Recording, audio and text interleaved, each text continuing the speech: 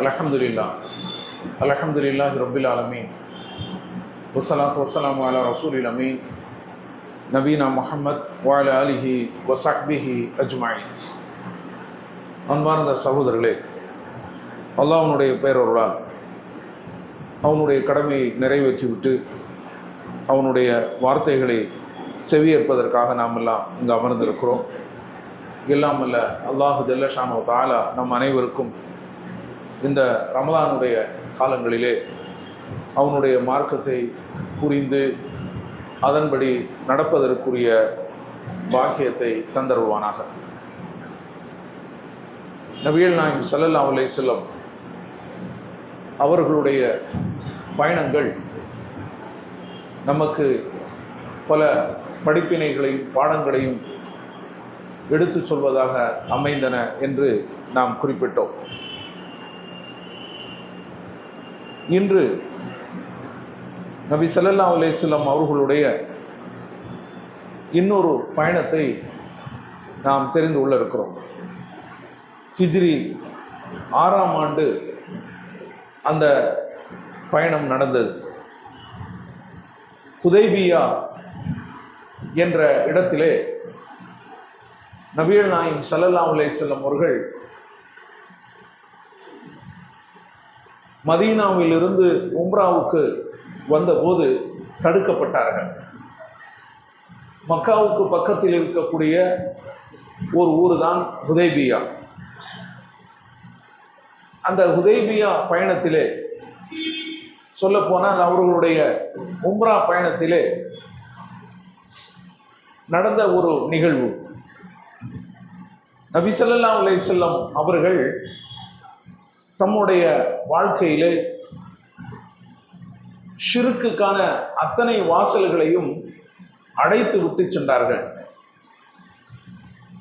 ஷிர்க்கினுடைய எந்த வாசலையும் அவர்கள் திறந்து வைக்கவில்லை. ஷிர்க்குக்கான எந்த வழியையும் அவர்கள் விட்டு வைக்கவில்லை. அனைத்தையும் அவர்கள் அடைத்து விட்டு சென்று விட்டார்கள். அல்லாஹ் தன்னுடைய திருமறை குர்ஆனிலே சொல்லி காட்டுகிறான், யா அய்யுஹர் ரசூல் பல்லிகு மா உன்ஸில இலைக மிர் ரப்பிக். இறை தூதரே, அல்லாஹ் உங்களுக்கு அருளியதை நீங்கள் எடுத்து சொல்லுங்கள்.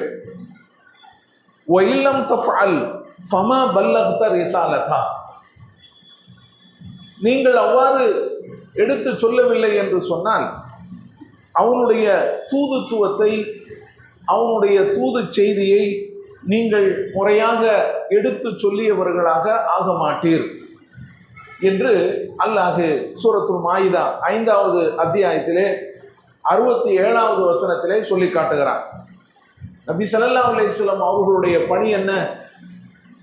அவர்கள் ஷிர்கில் இருந்து மக்களை காப்பாற்றி அவர்களை சொர்க்கத்துக்குரியவர்களாக அவர்களை ஆக்க வேண்டும். அதற்கான பாதையை அவர்களுக்கு காட்டித்தர வேண்டும். சொர்க்கத்துக்கு செல்வது செல்லாமல் இருப்பது அது அல்லாஹ்வுடைய கையில் இருக்கிறது. நபிகள் நாயகம் ஸல்லல்லாஹு அலைஹி வஸல்லம் அவர்களுடைய பணி என்ன? சொர்க்கத்துக்கான வழிமுறைகள் என்னென்ன, இதை நீங்க தெரிஞ்சுக்கிடுங்க. இதை நீங்கள் தெரிந்து கொண்டால், நீங்கள் இதை அறிந்து கொண்டால், இதன் பிரகாரம் நீங்கள் நடந்து கொண்டால் சொர்க்கம் செல்வீர்கள் அப்படின்னு சொல்லி அவங்க வழிகாட்டணும். அதுதான் அவர்களுடைய பணி. கையை பிடிச்சி இழுத்து கொண்டு போய் சொர்க்கத்தில் அவர்களால் கொண்டு போய் நிறுத்திவிட முடியாது. அது அல்லாஹ் தான் செய்யணும். நபி ஸல்லல்லாஹு அலைஹி வஸல்லம் அவர்களுடைய பணி என்ன? பல்லிக், நீ எடுத்து சொல். எடுத்து சொல்வதுதான் அவர்களுடைய பணி என்று அல்லாஹ் இங்கு சொல்லுகிறார். அப்படி அவர்கள் எடுத்து சொல்வதில் ஷிர்க் எது, சொர்க்கம் தரக்கூடிய விஷயங்கள் என்ன, நரகத்துக்கு போகக்கூடிய விஷயங்கள் என்ன, தௌஹீதினுடைய விஷயங்கள் என்ன, இதையெல்லாம் அவர்கள் புட்டு புட்டு எடுத்து வைக்கணும். இது அவர்களுடைய பணி. இதை ஒழுங்காக அவர்கள் செய்யவில்லை என்று சொன்னால் இதை ஒழுங்காக செய்தவராக ஆக மாட்டீர் அப்படின்னு அல்லாஹ் என்ன செய்யறான்? எடுத்து சொல்றான். அதனால அவங்க எப்படி சொல்லியிருப்பாங்க அப்படிங்கிறது தான் இப்ப நாம யோசிக்கணும். அல்லாஹ் இப்படி அவர்களை சொல்லியிருக்கும் போது அவர்கள் எப்படியெல்லாம் இந்த பிரச்சாரத்தை முன்னெடுத்து சென்றிருப்பார்கள் என்றுதான் நாம் சிந்திக்க வேண்டிய ஒரு விஷயம். அதே போல இன்னொரு வசனத்திலே அல்லாஹ் சொல்லி காட்டுகிறான். சூரத்துல் அஹ்ஸாப் 33வது அத்தியாயத்தில் 7வது வசனம். வைது அகதுனா மினன் நபியின மீசாக்கஹும், நபிமார்களிடமிருந்து நாம் உறுதிமொழியை எடுத்தோம். ஒமின்க, நபியே உம்மிடமிருந்தும் உறுதிமொழியை எடுத்திருக்கிறோம். நபிகள் நாயகம் ஸல்லல்லாஹு அலைஹி வஸல்லம் அவர்களை பார்த்து அல்லாஹ் சொல்கிறான். ஒமின் நூஹின், நூஹ் அலைஹிஸ்ஸலாம் அவர்களிடமிருந்தும், ஒ இப்ராஹிம் ஒ மூசா, இப்ராஹிம் மற்றும் மூசா அலைஹிஸ்ஸலாம் அவர்களிடமிருந்தும், ஒ ஈசா இப்னு மரியம், மரியமுடைய மகன் ஈசா அலைஹிஸ்ஸலாத்து வஸ்ஸலாம் அவர்களிடமிருந்தும் நாம் உறுதிமொழி எடுத்திருக்கிறோம். வ அகதுனா மின்ஹும் மீசாக்கன கலீலா, அவர்கள் அனைவரிடமிருந்தும் உறுதியான உறுதிமொழியை, உறுதியான உடன்படிக்கையை நாம் எடுத்தோம் என்று அல்லாஹ் சொல்கிறான். அப்ப அல்லாஹ் நபிமார்களிடம் எடுத்த உடன்படிக்கை என்ன? உங்களுடைய பணியை நீங்கள் ஒழுங்காக நீங்கள் நிறைவேற்றி விட வேண்டும். உங்களுக்கு என்ன பணி கொடுக்கப்பட்டுள்ளதோ, என்ன நோக்கத்துக்காக நீங்கள் இறை தூதர்களாக அனுப்பப்பட்டிருக்கிறீர்களோ அதை நீங்கள் கரெக்டாக செய்ய வேண்டும் அப்படின்னு சொல்லி ஒரு உறுதிமொழியை அல்லாஹ் என்ன செஞ்சிருக்கிறான், எடுத்திருக்கிறான். அப்படி இருக்கையில நபிகள் நாயகம் ஸல்லல்லாஹு அலைஹி வஸல்லம் அவர்கள் இந்த ஏகத்துவ பணியை எப்படி சொல்லியிருப்பாங்க என்பதை நாம சிந்திக்கணும். அதனால ஷிர்க் என்று சொல்லப்படக்கூடிய எந்த வாசலையும் நபிகள் நாயகம் ஸல்லல்லாஹு அலைஹி வஸல்லம் அவர்கள் அடைக்காமல் விட்டதே கிடையாது. அது அவங்க எந்த நேரத்திலும் எந்த வகையிலும் அவர்கள் திறந்து போட்டதே கிடையாது. ஒரு லேசான ஒரு வாசலை திறந்து வச்சுட்டாங்கன்னு வைங்க, அது வழியாக இந்த சமுதாயத்தில் ஷிர்க் சர்வ சாதாரணமாக நுழைந்து விடும். அந்த பயம் நபிகள் நாயகம் ஸல்லல்லாஹு அலைஹி வஸல்லம் அவர்களுக்கு இருக்கவே செய்தது. அந்த அடிப்படையில் ஸைத் பின் ஹாலித் அல் ஜுஹ்னி என்ற ஒரு நபித்தோழர் அவர் சொல்லுகிறார், நாங்கள் நபிகள் நாயகம் ஸல்லல்லாஹு அலைஹி வஸல்லம் அவர்களுடன் ஹுதைபியா ஆண்டு அன்று பயணம் புறப்பட்டோம். இது ஹிஜ்ரி 6ஆம் ஆண்டு. ஹுதைபியா ஆண்டுங்கிறது அதானே, ஹுதைபியா உடன்படிக்கை அந்த இடத்துல நடக்குது. உம்ராவுக்கு புறப்பட்டு வாராங்க நபிகள் நாயகம் ஸல்லல்லாஹு அலைஹி வஸல்லம் அவர்கள். ஹிஜ்ரி 6ல் மக்காவிலிருந்து மதீனாவுக்கு ஹிஜ்ரத் செய்து விட்ட பிறகு 6 ஆண்டுகளுக்கு பிறகு ஒரு உம்ராவை செய்வோமே அப்படின்னு சொல்லி தன்னுடைய தோழர்கள் எல்லோரையும் அழைத்து கொண்டு வராங்க. கிட்டத்தட்ட எத்தனை பேர்? 1500 பேர் நபி ஸல்லல்லாஹு அலைஹி வஸல்லம் அவர்களுடன் இந்த உம்ராவுக்காக புறப்பட்டு வராங்க. அப்படி வருகின்ற வழியில தான் ஹுதைபியா என்ற இடத்துல அவங்க தடுக்கப்படுறாங்க. அதனால இதுக்கு ஹுதைபியா ஆண்டு. அங்கு நடந்த ஒரு உடன்படிக்கை, இறை நிராகரிப்பாளர்களுக்கும் நபிகள் நாயகம் ஸல்லல்லாஹு அலைஹி வஸல்லம் அவர்களுக்கும் மத்தியில் நடந்த ஒரு உடன்படிக்கை ஹுதைபியா உடன்படிக்கை அப்படின்னு சொல்லி வரலாற்றில் பிரபலமாக இருக்கிறது. சரி, அந்த பயணத்தில் அந்த இடத்துல ஒரு சம்பவம் நடக்குது. ஏன்னா நபிகள் நாயகம் ஸல்லல்லாஹு அலைஹி வஸல்லம் அவர் சொல்லி காட்டுறாரு. ஸைத் பின் ஹாலித் அவர் சொல்றாரு, நாங்கள் நபி ஸல்லல்லாஹு அலைஹி வஸல்லம் அவர்களுடன் அப்படி அந்த ஹுதைபியா ஆண்டு அன்று புறப்பட்ட போது ஒரு இடத்துல நபிகள் நாயகம் ஸல்லல்லாஹு அலைஹி வஸல்லம் அவர்கள் எங்களுக்கு சுபு தொழுகையை தொழ வைத்தார்கள். அப்போது அந்த இரவு நன்றாக மழை பொழிந்திருந்தது. அந்த இரவு நன்றாக மழை பொழிந்திருந்தது.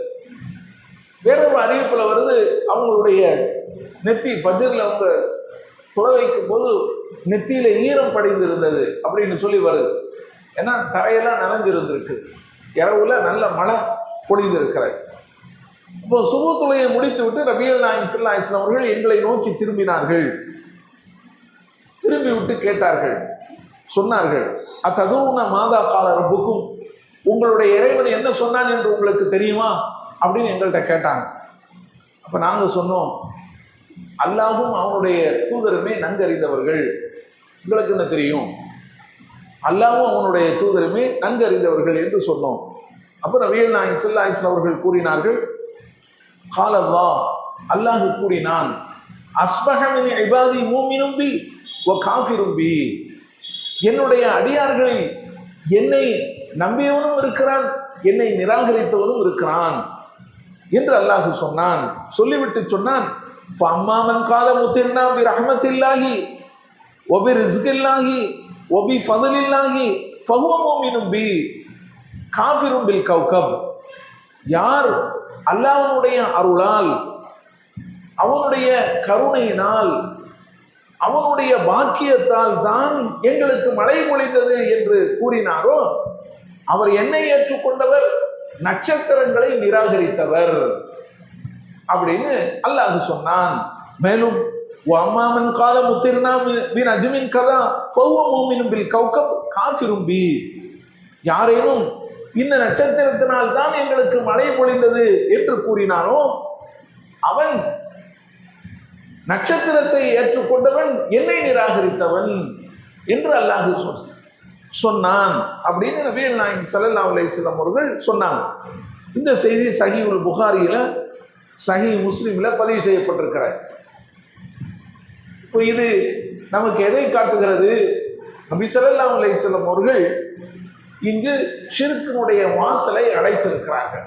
எப்படி? இன்னின்ன நட்சத்திரங்களால் தான் மழை பொழிந்தது அப்படின்னு சொல்லக்கூடிய ஒரு வழக்கம் இன்னைக்கு நம்ம பார்க்கிறோம், மனிதர்களுக்கு மத்தியில் இருக்குது.